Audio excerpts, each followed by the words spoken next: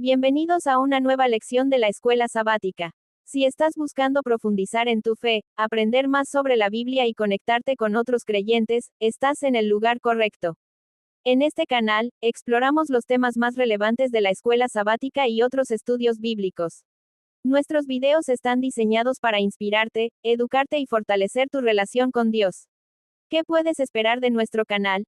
Estudios bíblicos profundos y relevantes. Análisis de textos sagrados. Inspiración y motivación para tu vida espiritual. Comunidad de creyentes que se unen para aprender y crecer. Únete a nuestra comunidad. Suscríbete ahora y recibe acceso a nuevos videos cada semana. Notificaciones exclusivas sobre contenido especial. Oportunidades para conectarte con otros creyentes. No te pierdas la oportunidad de crecer en tu fe. Suscríbete hoy mismo y comienza a explorar los tesoros del estudio de la Biblia. Gracias por unirse a nosotros. Lección 8, para el 23 de noviembre de 2024. El cumplimiento de las profecías del Antiguo Testamento. Viernes 22 de noviembre. Para estudiar y meditar, lee en El deseado de todas las gentes, de Elena G. de White, el capítulo, No se turbe vuestro corazón, páginas 617 a 635. El deseado de todas las gentes. Capítulo 73, No se turbe vuestro corazón. Este capítulo está basado en Juan capítulo 13 versículo 31 al 38 y capítulos 14 al 17. Mirando a sus discípulos con amor divino y con la más tierna simpatía, Cristo dijo, ahora es glorificado el Hijo del Hombre, y Dios es glorificado en él. Judas había abandonado el aposento alto, y Cristo estaba solo con los 11. Estaba por hablar de su inminente separación de ellos, pero antes de hacerlo señaló el gran objeto de su misión, que recordaba siempre. Se gozaba en que toda su humillación y sufrimiento iban a glorificar el nombre del Padre. A esto dirigió primero los pensamientos de sus discípulos. Luego dirigiéndose a ellos con el término cariñoso de, hijitos, dijo, aún un poco estoy con vosotros. Me buscaréis, mas, como dije a los judíos, donde yo voy, vosotros no podéis venir. Así digo a vosotros ahora. Los discípulos no podían regocijarse cuando oyeron esto. El temor se apoderó de ellos. Se acercaron aún más al Salvador. Su maestro y Señor, su amado instructor y amigo, les era más caro que la vida. A él pedían ayuda en todas sus dificultades, consuelo en sus tristezas y desencantos. Ahora estaba por abandonarlos, a ellos que formaban un grupo solitario y dependiente. Obscuros eran los presentimientos que les llenaban el corazón. Pero las palabras que les dirigía el Salvador estaban llenas de esperanza. Él sabía que iban a ser asaltados por el enemigo, y que la astucia de Satanás tiene más éxito contra los que están deprimidos por las dificultades. Por lo tanto, quiso desviar su atención de las cosas que se ven, a las que no se ven. Apartó sus pensamientos del destierro terrenal al hogar celestial. No se turbe vuestro corazón, dijo, creéis en Dios, creed también en mí. En la casa de mi Padre muchas moradas hay, de otra manera os lo hubiera dicho. Voy, pues, a preparar lugar para vosotros. Y si me fuere, y os aparejare lugar, vendré otra vez, y os tomaré a mí mismo, para que donde yo estoy, vosotros también estéis. Y sabéis a dónde yo voy, y sabéis el camino. Por causa vuestra vine al mundo. Estoy trabajando en vuestro favor.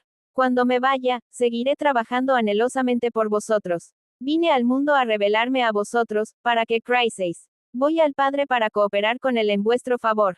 El objeto de la partida de Cristo era lo opuesto de lo que temían los discípulos. No significaba una separación final. Iba a prepararles lugar, a fin de volver aquí mismo a buscarlos. Mientras les estuviese edificando mansiones, ellos habían de edificar un carácter conforme a la semejanza divina. Los discípulos estaban perplejos aún. Tomás, siempre acosado por las dudas, dijo, Señor, no sabemos a dónde vas. ¿Cómo, pues, podemos saber el camino? Jesús le dice, yo soy el camino, y la verdad, y la vida, nadie viene al Padre, sino por mí. Si me conocieseis, también a mi Padre conocierais, y desde ahora le conocéis, y le habéis visto. No hay muchos caminos que llevan al cielo. No puede cada uno escoger el suyo. Cristo dice, yo soy el camino. Nadie viene al Padre, sino por mí. Desde que fue predicado el primer sermón evangélico, cuando en el Edén se declaró que la simiente de la mujer aplastaría la cabeza de la serpiente, Cristo ha sido enaltecido como el camino, la verdad y la vida. Él era el camino cuando Adán vivía, cuando Abel ofreció a Dios la sangre del cordero muerto, que representaba la sangre del Redentor. Cristo fue el camino por el cual los patriarcas y los profetas fueron salvos. Él es el único camino por el cual podemos tener acceso a Dios. Si me conocieseis, dijo Cristo, también a mi Padre conocierais, y desde ahora le conocéis, y le habéis visto. Pero los discípulos no le comprendieron todavía. Señor, muéstranos el Padre, exclamó Felipe, y nos basta. Asombrado por esta dureza de entendimiento, Cristo preguntó con dolorosa sorpresa: ¿Tanto tiempo ha que estoy con vosotros, y no me has conocido, Felipe? ¿Es posible que no veáis al Padre en las obras que hace por medio de mí? ¿No creéis que he venido para testificar acerca del Padre? ¿Cómo, pues, dices tú, muéstranos al Padre? El que me ha visto al Padre. Cristo no había dejado de ser Dios cuando se hizo hombre. Aunque se había humillado hasta asumir la humanidad, seguía siendo divino. Cristo solo podía representar al Padre ante la humanidad, y los discípulos habían tenido el privilegio de contemplar esta representación por más de 3 años. Creedme que yo soy en el Padre, y el Padre en mí; de otra manera, creedme por las mismas obras. Su fe podría haber descansado segura en la evidencia dada por las obras de Cristo, obras que ningún hombre habría podido hacer de por sí. Las obras de Cristo atestiguaban su divinidad. El Padre había sido revelado por él. Si los discípulos creyesen en esta relación vital entre el Padre y el Hijo, su fe no los abandonaría cuando vieran los sufrimientos y la muerte de Cristo para salvar a un mundo que perecía. Cristo estaba tratando de conducirlos de su poca fe a la experiencia que podían recibir si realmente comprendían lo que era Dios en carne humana. Deseaba que viesen que su fe debía llevarlos hacia arriba, hacia Dios, y anclarse allí. Con cuánto fervor y perseverancia procuró nuestro compasivo Salvador preparar a sus discípulos para la tormenta de tentación que pronto iba a azotarlos. Él quería que estuviesen ocultos con él en Dios. Mientras Cristo pronunciaba estas palabras, la gloria de Dios resplandecía en su semblante, y todos los presentes sintieron un sagrado temor al escuchar sus palabras con arrobada atención. Sus corazones fueron más decididamente atraídos hacia Él, y mientras eran atraídos a Cristo con mayor amor, eran también atraídos los unos hacia los otros. Sentían que el cielo estaba muy cerca, y que las palabras que escuchaban eran un mensaje enviado a ellos por su Padre Celestial. De cierto os digo, continuó Cristo, el que en mí cree, las obras que yo hago también él las hará. El Salvador anhelaba profundamente que sus discípulos comprendiesen con qué propósito su divinidad se había unido a la humanidad. Vino al mundo para revelar la gloria de Dios, a fin de que el hombre pudiese ser elevado por su poder restaurador. Dios se manifestó en él a fin de que pudiese manifestarse en ellos. Jesús no reveló cualidades ni ejerció facultades que los hombres no pudieran tener por la fe en él. Su perfecta humanidad es lo que todos sus seguidores pueden poseer si quieren vivir sometidos a Dios como él vivió. Y mayores que éstas hará, porque yo voy al Padre. Con esto no quiso decir Cristo que la obra de los discípulos sería de un carácter más elevado que la Pr. Obvia, sino que tendría mayor extensión. No se refirió meramente a la ejecución de milagros, sino a todo lo que sucedería bajo la operación del Espíritu Santo. Después de la ascensión del Señor, los discípulos experimentaron el cumplimiento de su promesa. Las escenas de la crucifixión, resurrección y ascensión de Cristo fueron para ellos una realidad viviente. Vieron que las profecías se habían cumplido literalmente. Escudriñaron las Escrituras y aceptaron sus enseñanzas con una fe y seguridad que no conocían antes. Sabían que el Divino Maestro era todo lo que había aseverado ser. Y al contar ellos lo que habían experimentado y al ensalzar el amor de Dios, los corazones humanos se enternecían y subyugaban, y multitudes creían en Jesús. La promesa del Salvador a sus discípulos es una promesa hecha a su iglesia hasta el fin del tiempo. Dios no quería que su admirable plan para redimir a los hombres lograse solamente resultados insignificantes. Todos los que quieran ir a trabajar, no confiando en lo que ellos mismos pueden hacer sino en lo que Dios puede hacer para ellos y por ellos, experimentarán ciertamente el cumplimiento de su promesa. Mayores obras que éstas hará, él declara, porque yo voy al Padre. Hasta entonces los discípulos no conocían los recursos y el poder ilimitado del Salvador. Él les dijo, hasta ahora nada habéis pedido en mi nombre. Explicó que el secreto de su éxito consistiría en pedir fuerza y gracia en su nombre. Estaría delante del Padre para pedir por ellos. La oración del humilde suplicante es presentada por él como su propio deseo en favor de aquella alma. Cada oración sincera es oída en el cielo. Tal vez no sea expresada con fluidez, pero si procede del corazón ascenderá al santuario donde Jesús ministra, y él la presentará al Padre sin balbuceos, hermosa y fragante con el incienso de su propia perfección. La senda de la sinceridad e integridad no es una senda libre de obstrucción, pero en toda dificultad hemos de ver una invitación a orar. Ningún ser viviente tiene poder que no haya recibido de Dios, y la fuente de donde proviene está abierta para el ser humano más débil. Todo lo que pidiereis al Padre en mi nombre, dijo Jesús, esto haré, para que el Padre sea glorificado en el Hijo. Si algo pidiereis en mi nombre, yo lo haré. En mi nombre, ordenó Cristo a sus discípulos que orasen. En el nombre de Cristo han de permanecer siguiéndole delante de Dios. Por el valor del sacrificio hecho por ellos, son estimables a los ojos del Señor. A causa de la imputada justicia de Cristo, son tenidos por preciosos. Por causa de Cristo, el Señor perdona a los que le temen. No ve en ellos la vileza del pecador. Reconoce en ellos la semejanza de su Hijo en quien creen. El Señor se chasquea cuando su pueblo se tiene en estima demasiado baja. Desea que su heredad escogida se estime según el valor que Él le ha atribuido. Dios la quería, de lo contrario no hubiera mandado a su Hijo a una empresa tan costosa para redimirla. Tiene empleo para ella y le agrada cuando le dirige las más elevadas demandas a fin de glorificar su nombre. Puede esperar grandes cosas y tiene fe en sus promesas. Pero orar en nombre de Cristo significa mucho. Significa que hemos de aceptar su carácter, manifestar su espíritu y realizar sus obras. La promesa del Salvador se nos da bajo cierta condición. Si me amáis, dice, guardad mis mandamientos. Él salva a los hombres no en el pecado, sino del pecado, y los que le aman mostrarán su amor obedeciéndole. Toda verdadera obediencia proviene del corazón. La de Cristo procedía del corazón. Y si nosotros consentimos, se identificará de tal manera con nuestros pensamientos y fines, amoldará de tal manera nuestro corazón y mente en conformidad con su voluntad, que cuando le obedezcamos estaremos tan solo ejecutando nuestros propios impulsos. La voluntad, refinada y santificada, hallará su más alto deleite en servirle. Cuando conozcamos a Dios como es nuestro privilegio conocerle, nuestra vida será una vida de continua obediencia. Si apreciamos el carácter de Cristo y tenemos comunión con Dios, el pecado llegará a sernos odioso. Así como Cristo vivió la ley en la humanidad, podemos vivirla nosotros si tan solo nos asimos del fuerte para obtener fortaleza. Pero no hemos de colocar la responsabilidad de nuestro deber en otros, y esperar que ellos nos digan lo que debemos hacer. No podemos depender de la humanidad para obtener consejos. El Señor nos enseñará nuestro deber tan voluntariamente como a alguna otra persona. Si acudimos a Él con fe, nos dirá sus misterios a nosotros personalmente. Nuestro corazón arderá con frecuencia en nosotros mismos cuando Él se ponga en comunión con nosotros como lo hizo con Enoc. Los que decidan no hacer, en ningún ramo, algo que desagrade a Dios, sabrán, después de presentarle su caso, exactamente qué conducta seguir. Y recibirán no solamente sabiduría, sino fuerza. Se les impartirá poder para obedecer, para servir, según lo prometió Cristo.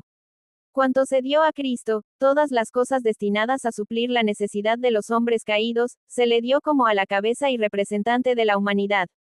Y cualquier cosa que pidiéremos, la recibiremos de Él, porque guardamos sus mandamientos, y hacemos las cosas que son agradables delante de Él.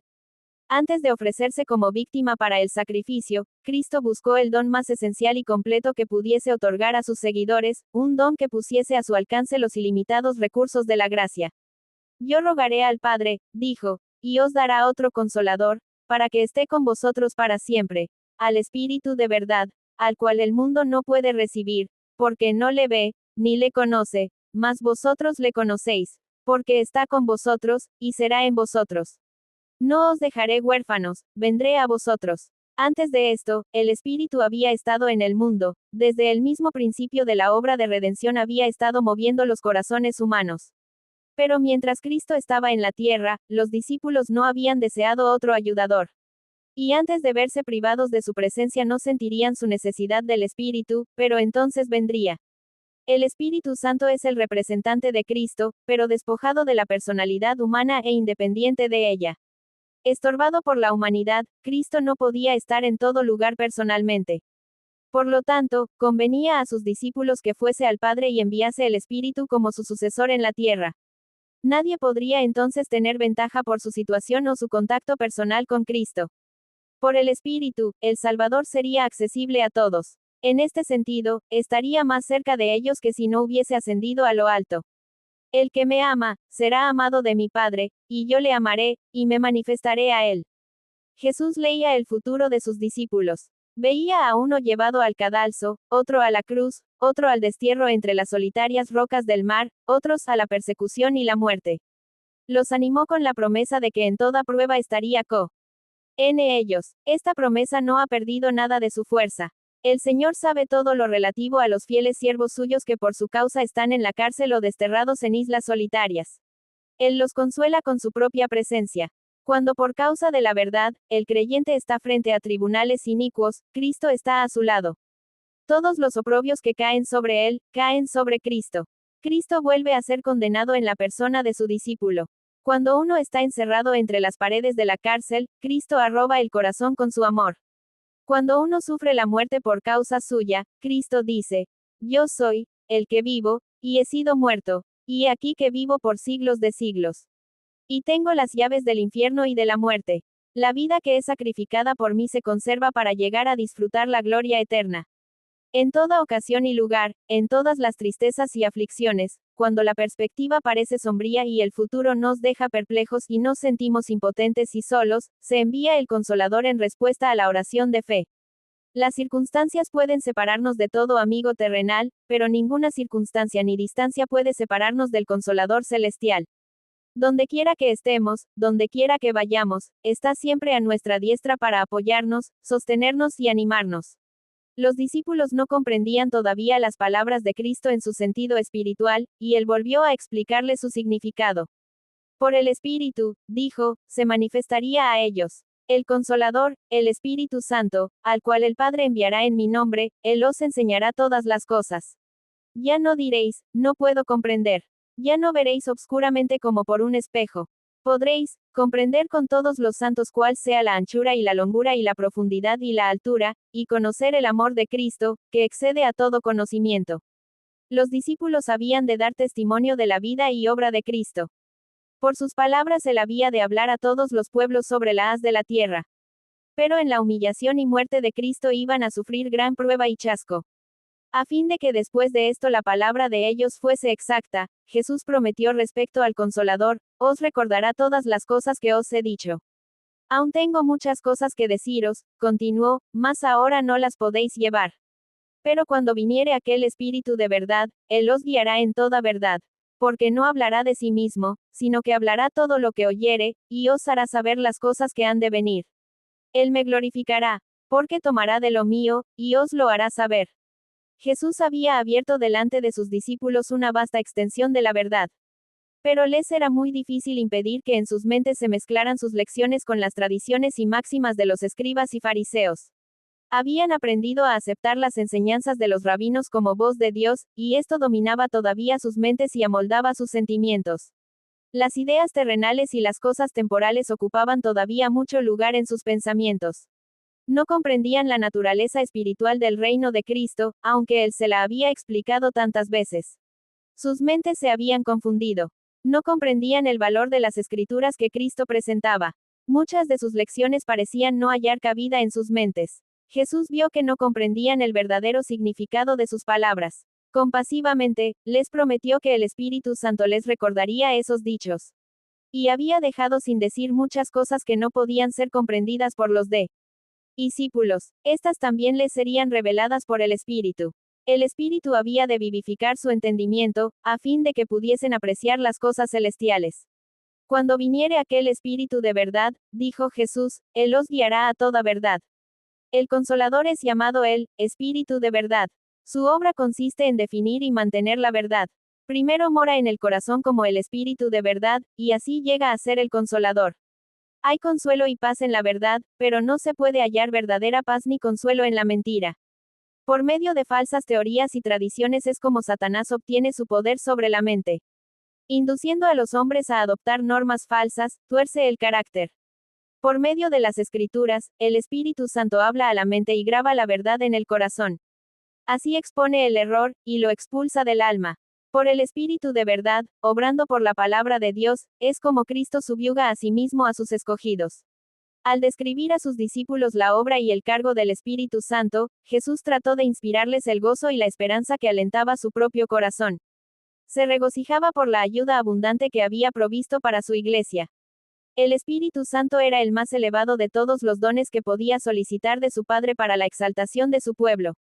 El Espíritu iba a ser dado como agente regenerador, y sin esto el sacrificio de Cristo habría sido inútil. El poder del mal se había estado fortaleciendo durante siglos, y la sumisión de los hombres a este cautiverio satánico era asombrosa. El pecado podía ser resistido y vencido únicamente por la poderosa intervención de la tercera persona de la divinidad, que iba a venir no con energía modificada, sino en la plenitud del poder divino. El Espíritu es el que hace eficaz lo que ha sido realizado por el Redentor del mundo. Por el Espíritu es purificado el corazón. Por el Espíritu llega a ser el creyente partícipe de la naturaleza divina. Cristo ha dado su Espíritu como poder divino para vencer todas las tendencias hacia el mal, hereditarias y cultivadas, y para grabar su propio carácter en su iglesia. Acerca del Espíritu dijo Jesús, Él me glorificará. El Salvador vino para glorificar al Padre demostrando su amor. Así el Espíritu iba a glorificar a Cristo revelando su gracia al mundo. La misma imagen de Dios se ha de reproducir en la humanidad. El honor de Dios, el honor de Cristo, están comprometidos en la perfección del carácter de su pueblo. Cuando el Espíritu de verdad viniere redarguirá al mundo de pecado, y de justicia, y de juicio.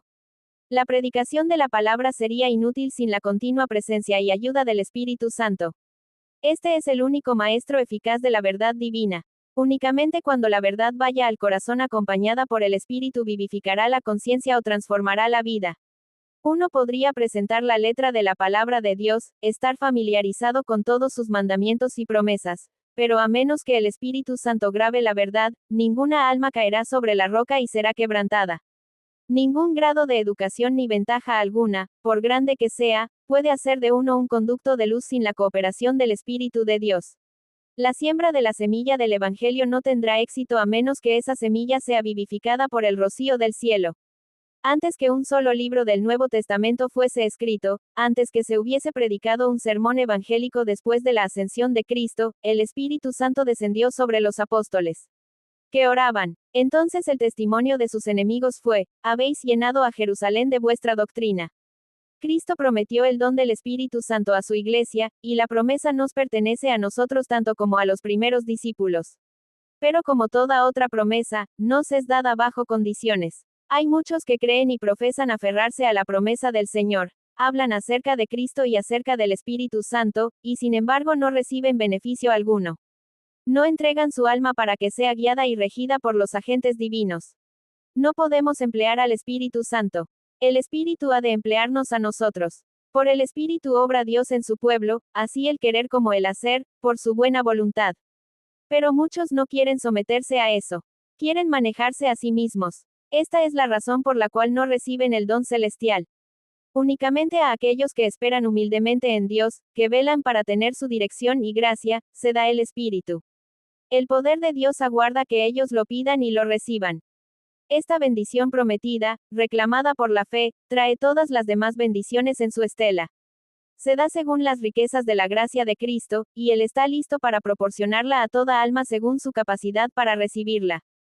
En su discurso a los discípulos, Jesús no hizo alusión aflictiva a sus propios sufrimientos. Su último legado a ellos fue un legado de paz. Dijo, la paz os dejo, mi paz os doy, no como el mundo la da, yo os la doy. No se turbe vuestro corazón, ni tenga miedo. Antes de salir del aposento alto, el Salvador entonó con sus discípulos un canto de alabanza. Su voz fue oída, no en los acordes de alguna endecha triste, sino en las gozosas notas del cántico pascual. Alabad a Jehová, naciones todas. Pueblos todos, alabadlo, porque ha engrandecido sobre nosotros su misericordia. Y la verdad de Jehová es para siempre. Aleluya. Después del himno, salieron.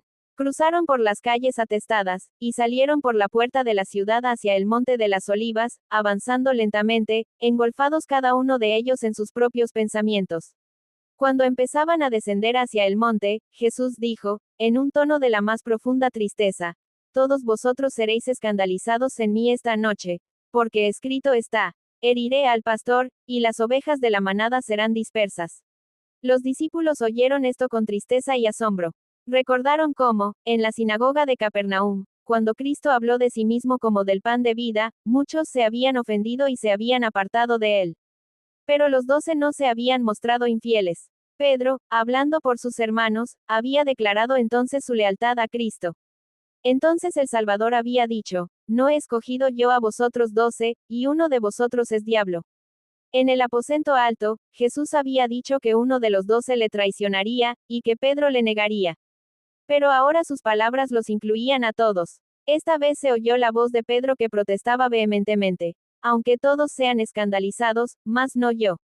En el aposento alto, había declarado, mi alma pondré por ti. Jesús le había advertido que esa misma noche negaría a su Salvador.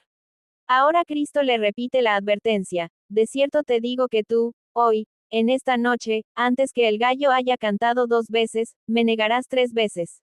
Pero Pedro, con mayor porfía decía, si me fuere menester morir contigo, no te negaré. También todos decían lo mismo. En la confianza que tenían en sí mismos, negaron la repetida declaración de aquel que sabía, no estaban preparados para la prueba. Cuando la tentación les sobreviniese, comprenderían su propia debilidad. Cuando Pedro dijo que seguiría a su Señor a la cárcel y a la muerte, cada palabra era sincera, pero no se conocía a sí mismo. Ocultos en su corazón estaban los malos elementos que las circunstancias iban a hacer brotar a la vida. A menos que se le hiciese conocer su peligro, esos elementos provocarían su ruina eterna. El Salvador veía en él un amor propio y una seguridad que superarían aún su amor por Cristo. En su experiencia se habían revelado muchas flaquezas, mucho pecado que no había sido amortiguado, mucha negligencia de espíritu, un temperamento no santificado y temeridad para exponerse a la tentación. La solemne amonestación de Cristo fue una invitación a escudriñar su corazón. Pedro necesitaba desconfiar de sí mismo, y tener una fe más profunda en Cristo. Si hubiese recibido con humildad la amonestación, habría suplicado al pastor del rebaño que guardase su oveja. Cuando, en el mar de Galilea, estaba por hundirse, clamó, Señor, sálvame. Entonces la mano de Cristo se extendió para tomar la suya. Así también ahora, si hubiese clamado a Jesús, sálvame de mí mismo, habría sido guardado. Pero Pedro sintió que se desconfiaba de él, y pensó que ello era cruel. Ya se escandalizaba, y se volvió más persistente en su confianza propia. Jesús miró con compasión a sus discípulos. No podía salvarlos de la prueba, pero no los dejó sin consuelo. Les aseguró que él estaba por romper las cadenas del sepulcro, y que su amor por ellos no faltaría. Después que haya resucitado, dijo, iré delante de vosotros a Galilea.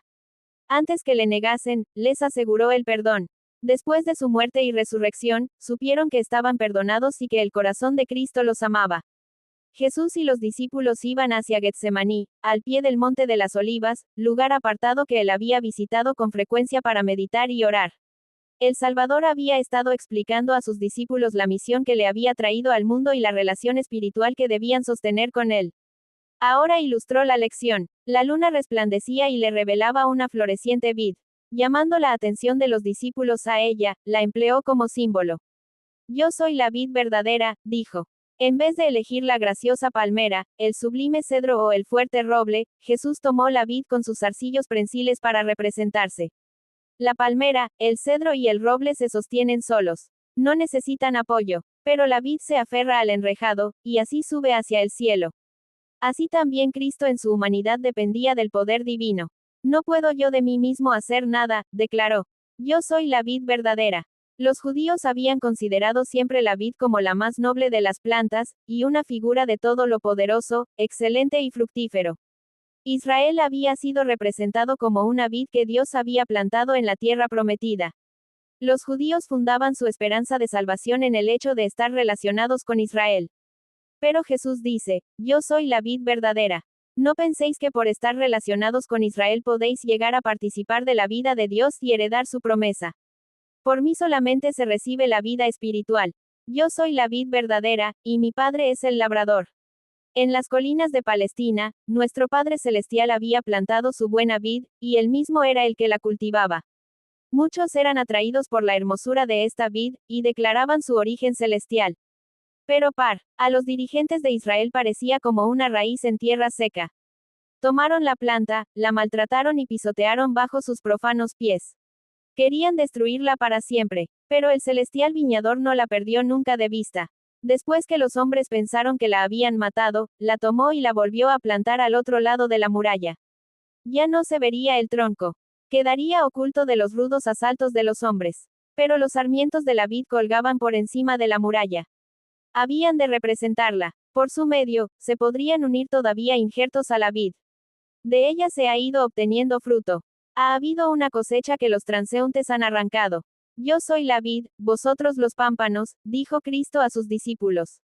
Aunque él estaba por ser arrebatado de entre ellos, su unión espiritual con él no había de cambiar.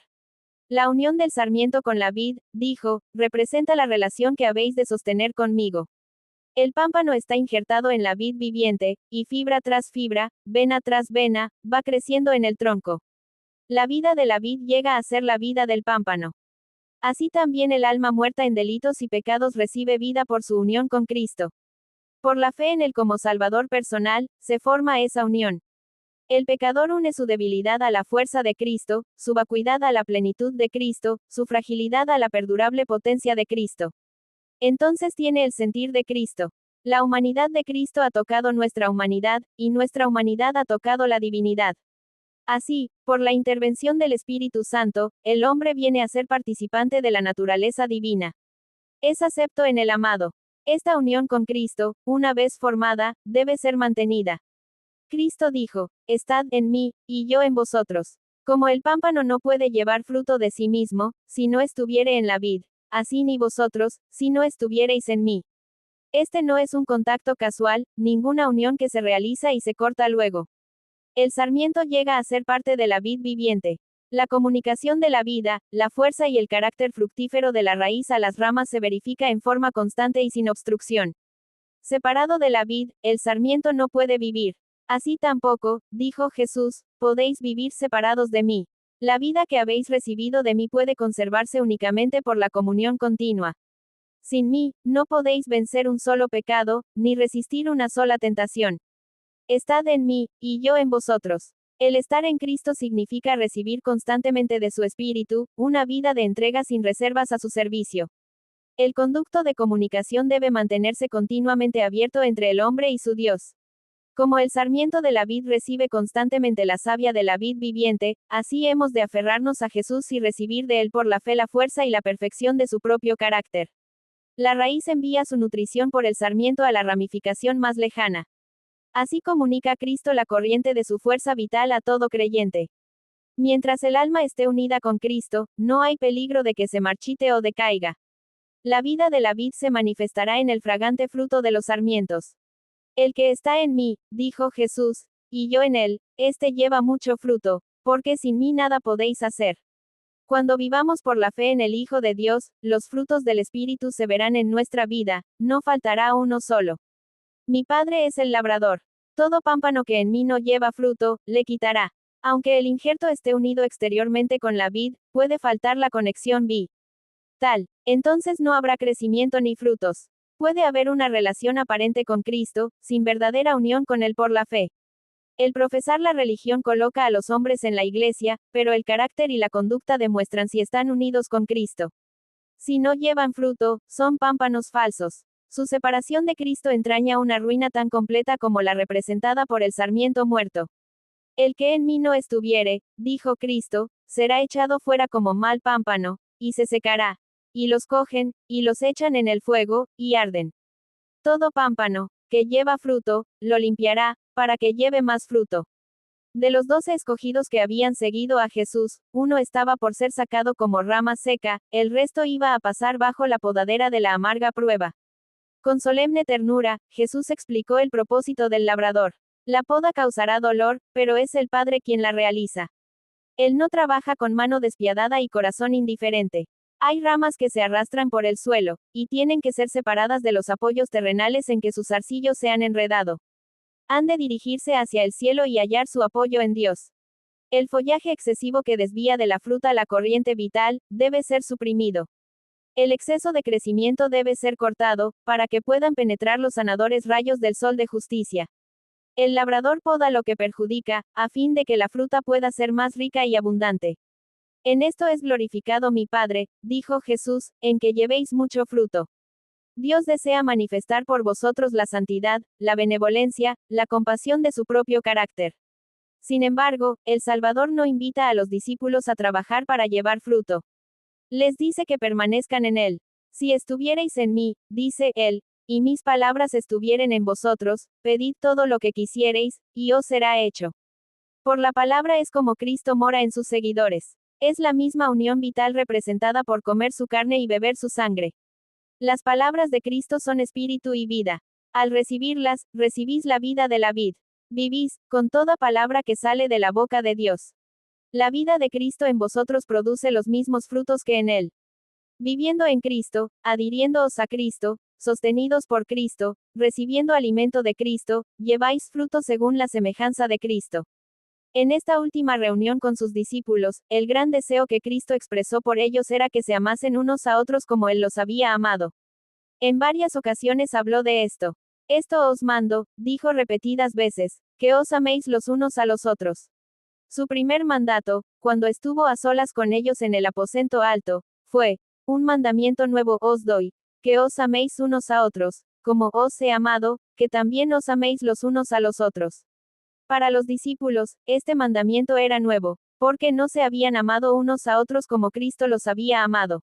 Él veía que nuevas ideas e impulsos debían gobernarlos, que debían practicar nuevos principios, por su vida y su muerte iban a recibir un nuevo concepto del amor. El mandato de amarse unos a otros tenía nuevo significado a la luz de su abnegación. Toda la obra de la gracia es un continuo servicio de amor, de esfuerzo desinteresado y abnegado.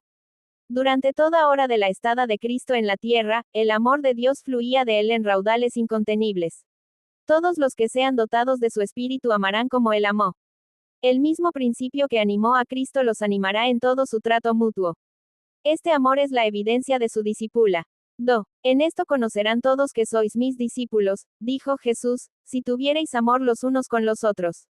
Cuando los hombres no están vinculados por la fuerza o los intereses propios, sino por el amor, manifiestan la obra de una influencia que está por encima de toda influencia humana. Donde existe esta unidad, constituye una evidencia de que la imagen de Dios se está restaurando en la humanidad, que ha sido implantado un nuevo principio de vida. Muestra que hay poder en la naturaleza divina para resistir a los agentes sobrenaturales del mal, y que la gracia de Dios subyuga el egoísmo inherente en el corazón natural. Este amor, manifestado en la Iglesia, despertará seguramente la ira de Satanás. Cristo no trazó a sus discípulos una senda fácil. Si el mundo os aborrece, dijo, sabed que a mí me aborreció antes que a vosotros. Si fuerais del mundo, el mundo amaría lo suyo. Mas porque no sois del mundo, antes yo os elegí del mundo, por eso os aborrece el mundo. Acordaos de la palabra que yo os he dicho, no es el siervo mayor que su señor. Si a mí me han perseguido, también a vosotros perseguirán. Si han guardado mi palabra, también guardarán la vuestra. Mas todo esto os harán por causa de mi nombre, porque no conocen al que me ha enviado. El Evangelio ha de ser proclamado mediante una guerra agresiva, en medio de oposición, peligros, pérdidas y sufrimientos. Pero los que hacen esta obra están tan solo siguiendo los pasos de su Maestro. Como Redentor del mundo, Cristo arrostraba constantemente lo que parecía ser el fracaso. Él, el mensajero de misericordia en nuestro mundo, parecía realizar solo una pequeña parte de la obra elevadora y salvadora que anhelaba hacer. Las influencias satánicas estaban obrando constantemente para oponerse a su avance. Pero no quiso desanimarse. Por la profecía de Isaías declara, por demás he trabajado, en vano y sin provecho he consumido mi fortaleza, mas mi juicio está delante de Jehová, y mi recompensa con mi Dios. Bien que Israel no se juntará, con todo, estimado seré en los ojos de Jehová, y el Dios mío será mi fortaleza. A Cristo se dirige la promesa. Así ha dicho Jehová, Redentor de Israel, el santo suyo, al menospreciado de alma, al abominado de las gentes. Así dijo Jehová, guardarte he, y te daré por alianza del pueblo, para que levantes la tierra, para que heredes asoladas heredades, para que digas a los presos, salid, y a los que están en tinieblas, manifestaos. No tendrán hambre ni sed, ni el calor ni el sol los afligirá, porque el que tiene de ellos misericordia los guiará, y los conducirá a manaderos de aguas. Jesús confió en esta palabra, y no dio a Satanás ventaja alguna. Cuando iba a dar los últimos pasos en su humillación, cuando estaba por rodear su alma la tristeza más profunda, dijo a sus discípulos, viene el príncipe de este mundo, mas no tiene nada en mí. El príncipe de este mundo es juzgado. Ahora será echado. Con ojo profético, Cristo vio las escenas que iban a desarrollarse en su último gran conflicto. Sabía que cuando exclamase, consumado es, todo el cielo triunfaría. Su oído percibió la lejana música y los gritos de victoria en los atrios celestiales. Él sabía que el toque de muerte del imperio de Satanás resonaría entonces, y que el nombre de Cristo sería pregonado de un mundo al otro por todo el universo. Cristo se regocijó de que podía hacer más en favor de sus discípulos de lo que ellos podían pedir o pensar. Habló con seguridad sabiendo que se había promulgado un decreto todopoderoso antes que el mundo fuese creado. Sabía que la verdad, armada con la omnipotencia del Espíritu Santo, vencería en la contienda con el mal, y que el estandarte manchado de sangre ondearía triunfantemente sobre sus seguidores. Sabía que la vida de los discípulos que confiasen en él sería como la suya, una serie de victorias sin interrupción, no vistas como tales aquí, pero reconocidas así en el gran más allá. Estas cosas os he hablado, dijo, para que en mí tengáis paz. En el mundo tendréis aflicción, mas confiad, yo he vencido al mundo. Cristo no desmayó ni se desalentó, y sus seguidores han de manifestar una fe de la misma naturaleza perdurable. Han de vivir como Él vivió y obrar como Él obró, porque dependen de Él como el gran artífice y maestro. Deben poseer valor, energía y perseverancia. Aunque obstruyan su camino imposibilidades aparentes, por su gracia han de seguir adelante. En vez de deplorar las dificultades, son llamados a superarlas. No han de desesperar de nada, sino esperarlo todo. Con la áurea cadena de su amor incomparable, Cristo los ha vinculado al trono de Dios. Quiere que sea suya la más alta influencia del universo, que emana de la fuente de todo poder. Han de tener poder para resistir el mal, un poder que ni la tierra, ni la muerte ni el infierno pueden dominar, un poder que los habilitará para vencer como Cristo venció. Cristo quiere que estén representados en su iglesia en la tierra el orden celestial, el plan de gobierno celestial, la armonía divina del cielo. Así queda glorificado en los suyos. Mediante ellos resplandecerá ante el mundo el sol de justicia con un brillo que no se empañará. Cristo dio a su iglesia amplias facilidades, a fin de recibir ingente rédito de gloria de su posesión comprada y redimida. Ha otorgado a los suyos capacidades y bendiciones para que representen su propia suficiencia. La iglesia dotada de la justicia de Cristo es su depositaria, en la cual las riquezas de su misericordia y su gracia y su amor han de aparecer en plena y final manifestación. Cristo mira a su pueblo en su pureza y perfección como la recompensa de su humillación y el suplemento de su gloria, siendo él mismo el gran centro, del cual irradia toda gloria. Con palabras enérgicas y llenas de esperanza, el Salvador terminó sus instrucciones. Luego volcó la carga de su alma en una oración por sus discípulos. Elevando los ojos al cielo, dijo, Padre, la hora es llegada. Glorifica a tu Hijo, para que también tu Hijo te glorifique a ti, como le has dado la potestad de toda carne, para que dé vida eterna a todos los que le diste. Esta empero es la vida eterna, que te conozcan el solo Dios verdadero, y a Jesucristo, al cual has enviado. Cristo había concluido la obra que se le había confiado. Había glorificado a Dios en la tierra.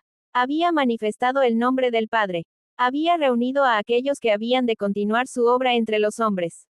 Y dijo, yo soy glorificado en ellos. Y ya no estoy en el mundo, mas estos están en el mundo, y yo voy a ti. Padre Santo, guarda en tu nombre a aquellos que me has dado, para que ellos sean uno, así como nosotros lo somos. Mas no ruego solamente por estos, sino también por los que han de creer en mí por la palabra de ellos.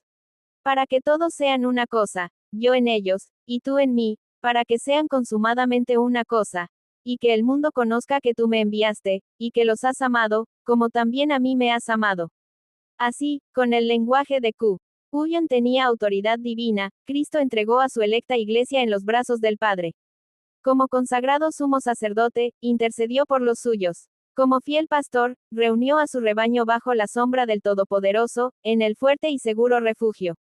A él le aguardaba la última batalla con Satanás, y salió para hacerle frente. Destacado de la escuela sabática. Como un áureo tesoro, la verdad había sido confiada al pueblo hebreo. El sistema de culto judaico, que llevaba la firma celestial, había sido instituido por Cristo mismo. Las grandes verdades de la redención se hallaban veladas tras los tipos y los símbolos. Sin embargo, cuando Cristo vino, no reconocieron a aquel a quien señalaban todos los símbolos. Tenían la palabra de Dios en sus manos, pero las tradiciones, que habían pasado de una generación a otra, y la interpretación humana de las Escrituras, escondieron de su vista la verdad tal cual es en Jesús. Se había perdido la significación espiritual de los escritos sagrados. El lugar de depósito de todo el conocimiento estaba abierto ante ellos, pero no lo sabían. Dios no esconde su verdad de los hombres. Por su propia conducta, ellos la oscurecen para sí mismos. Cristo dio al pueblo judío abundantes evidencias de que era el Mesías, pero su enseñanza exigía un cambio decidido en su vida. Ellos vieron que, si recibían a Cristo, debían abandonar sus máximas y tradiciones favoritas y sus prácticas egoístas e impías. Exigía un sacrificio el recibir la verdad invariable y eterna. Por lo tanto, no admitieron la más concluyente evidencia que Dios pudo dar a fin de establecer la fe en Cristo. Profesaban creer en las escrituras del Antiguo Testamento, y sin embargo rehusaron aceptar el testimonio que contenían con respecto a la vida y el carácter de Cristo. Tuvieron miedo de ser convencidos, no sea que se convirtieran y se vieran obligados a abandonar sus opiniones preconcebidas. El tesoro del Evangelio, el camino, la verdad y la vida estaba entre ellos, pero rechazaron la dádiva más grande que los cielos pudieran conceder. Elena G. de White, Palabras de vida del Gran Maestro, página 77. Preguntas para dialogar. 1. ¿Cómo edifican nuestra fe las profecías cumplidas en la vida de Jesús? 2. ¿Cuáles son los 3 o 4 principales obstáculos que impidieron que los líderes religiosos creyeran en Jesús? ¿Cómo se manifiestan también hoy estos mismos obstáculos? 3. Haz una autoevaluación para determinar dónde reside hoy tu confianza. ¿Qué pasos puedes dar para fortalecer tu fe? 4. ¿Qué debería enseñarnos tu respuesta a la pregunta final del lunes acerca de la autoridad de las Escrituras? ¿Por qué debemos rechazar cualquier cosa que ponga en duda la autoridad final de las Escrituras? Si crees que este estudio bíblico te fue de ayuda o puede servirle a alguien que conozcas, suscríbete, dale like y comparte, así ayudas a que este mensaje llegue a más personas.